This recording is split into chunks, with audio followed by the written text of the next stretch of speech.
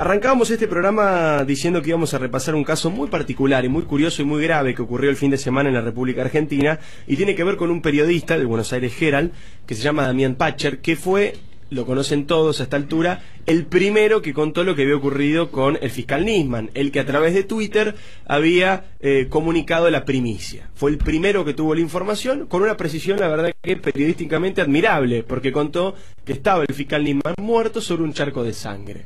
A un horario muy temprano, diría yo, 2 horas antes de que la televisión se hubiera animado a confirmarlo. A raíz de eso apareció en varios programas de televisión, fue entrevistado por varios medios, como corresponde, por supuesto, porque había sido el portador de la noticia, y se supo el fin de semana que tuvo miedo, que recibió amenazas, que él considera que lo estaban siguiendo, que varias de sus fuentes le habían dicho que le convenía irse del país porque lo habían marcado, lo estaban caminando, como se dice en la jerga de inteligencia, y entonces decidió, asustado, sea por el motivo que sea, dejar el país.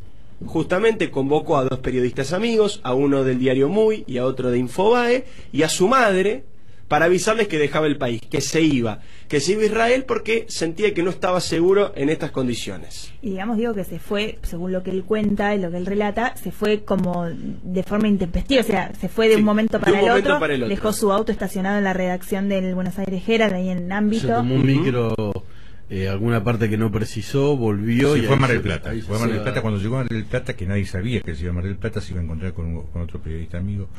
Llegó al lugar donde se tenía que encontrar con el periodista amigo, y en ese lugar el periodista amigo reconoció a un tipo de los servicios que también había, en un horario medio extraño, estaba sentado ahí mirándolos, y ahí decidió él que entonces tenía que irse porque había sido nuevamente detectado. Claro, digamos, por eso digo que no es que armó un viaje y que se fue a pasar una semana de vacaciones a Punta del Este, como después es un poco lo que se quiso transmitir. Digo, se fue de un momento para el otro con una mochila, no habló ni siquiera con sus jefes en el diario. Digo, evidentemente estaba asustado y había advertido, como él dijo, movimientos extraños, cosas que no eran cotidianas en su vida. Ahora, ¿qué es lo curioso con todo esto? Que a raíz de la denuncia, a raíz del temor, a raíz de que Damián Pacher hace pública su situación o su sensación o lo que le estaba ocurriendo, el gobierno, o en realidad aquellos medios o tuiteros o gente que está vinculada al gobierno, empezaron a desmerecer la denuncia, empezaron a decir que se trataba de una exageración, de una operación política, de algo que por supuesto no tenía absolutamente nada que ver con la realidad y que era una fantasía de una mente afiebrada, de un chico atolondrado y muy miedoso que no estaba considerando bien sus condiciones. Lo curioso es que mientras el gobierno decía eso y desmerecía los temores de Pacher, Telam, la agencia oficial, y el Twitter oficial de la Casa Rosada confirmaba los temores de Pacher. ¿Por qué? Porque publicaron los pasajes de este chico y decían dónde estaba. Contó la Casa Rosada y Telam que se había ido a Uruguay. Era una foto de la pantalla, una foto, de líneas argentinas. El ticket de reserva o el ticket de vuelo que mostraba que había sacado un pasaje ida y vuelta a Montevideo. Entonces lo que hizo la Casa Rosada, y hoy lo ratificó el jefe de gabinete capitalista, es decir, no tenía miedo porque volvía a la Argentina el 2 de febrero, ¿no? Pero lo que yo quería decir era exactamente eso que dijo Nico. Fíjense cómo la actitud del gobierno confirma que Damián Pacher tenía razón en tener miedo. Porque era un chico que estaba denunciando, que tenía miedo porque dice que alguien lo estaba siguiendo, que alguien estaba haciendo inteligencia para saber dónde estaba, y el gobierno responde confirmando los temores, diciéndole, es cierto, hay un Estado que te espía, hay un Estado que entra al sistema de aerolíneas argentinas, algo que no se puede hacer, y le dice a todo el país dónde estás vos. Pero además es un delito, hay una violación de los derechos, porque vos estás publicando, me parece que la responsabilidad es mayor porque lo hace la agencia oficial de noticias y el tuit oficial de Casa Rosada, entonces tenés una responsabilidad institucional mayor. Pero además nosotros, que muchas veces pensando en PPT, yo misma en el diario, hemos tenido información, porque hay cosas que circulan.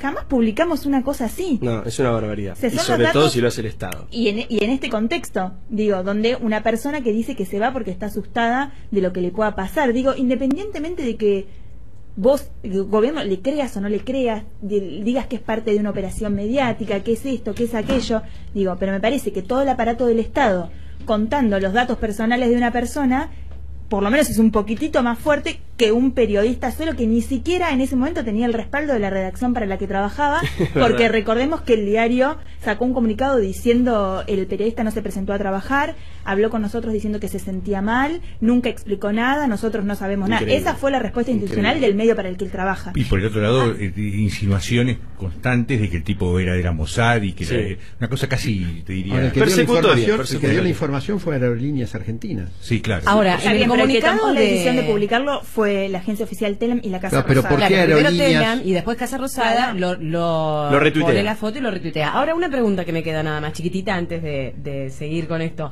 En el comunicado de Aerolíneas Argentinas dice ante la denuncia. ¿Hubo una denuncia? ¿Este periodista denunció? No, denuncia pública, ¿se entiende? Ante el anuncio debería haber sido el verbo correcto. Porque dice ante la denuncia. Está bien, pero ante la denuncia, y ante las autoridades pertinentes y... Por eso digo, Aerolíneas Argentinas, que es estatal, digo, puede, suponete, ¿no? Que el gobierno considere que esa es una cuestión de Estado y que está preocupado por la seguridad del periodista, brindar la información. Digo, la verdad es que desconozco los términos jurídicos, legales, cómo debe hacerse eso. Ahora, la responsabilidad de publicar eso, porque ¿cuál es la garantía? Porque vuelve el 3 de febrero, entonces yo, ciudadano, me quedo tranquila de que no tenía miedo, de que no lo persiguen. Esto da para debatir largo, lo vamos a seguir hablando después de las 11:30 porque hay mucho para hablar, pero yo simplemente me preguntaba, después lo responderemos. ¿Qué pasaba si en Uruguay le ocurría algo a este muchacho Patcher? Justamente porque el gobierno había dicho que estaba en Uruguay. ¿O no? Pero dejo planteada la pregunta porque miren quién llegó, señores, quién ha regresado a la República. Pasaba por la esquina y no resistía la tentación de venir. ¿Cómo estás, Dios mío.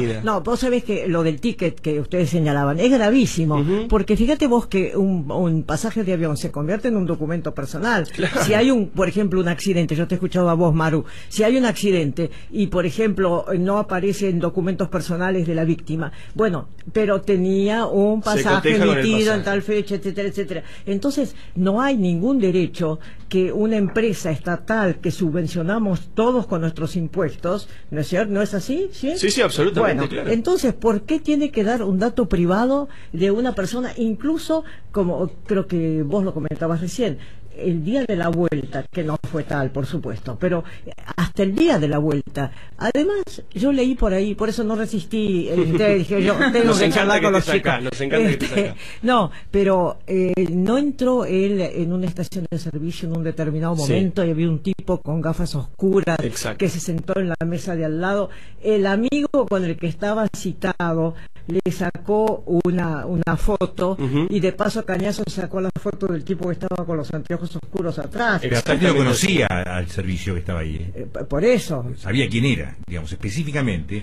El amigo de Mar del Plata lo conocía, sabía que ese señor era un señor de los servicios porque lo conocía de siempre. No dio nombres, creo que le dijo, te está espiando. No dio nombres. Sí. ¿Maru? No, es que estaba pensando que todo esto que estamos hablando, digo, por eso digo, independientemente de si fuera perseguido realmente o no, digo, la responsabilidad del Estado, en cualquier caso, es cuidarnos. Y si yo siento algún temor, o sea, ¿por qué el dato de que vuelve el 3 de febrero y que se fue a Uruguay termina siendo un dato que debería tranquilizarme? O que debería decir, entonces no pasó nada. Maru, yo ¿Cuál insisto. ¿Cuál es la argumentación? Pero la intención no es tranquilizar a nadie, me parece. La intención la intención es ensuciar a una persona que simplemente dijo, tengo miedo. Yo creo que es peor. La intención es decir, bueno, a ver, ¿vos tenés miedo? Yo creo que la intención es peor. Pero recordemos que esa misma cuenta... Pero claro. La intención es...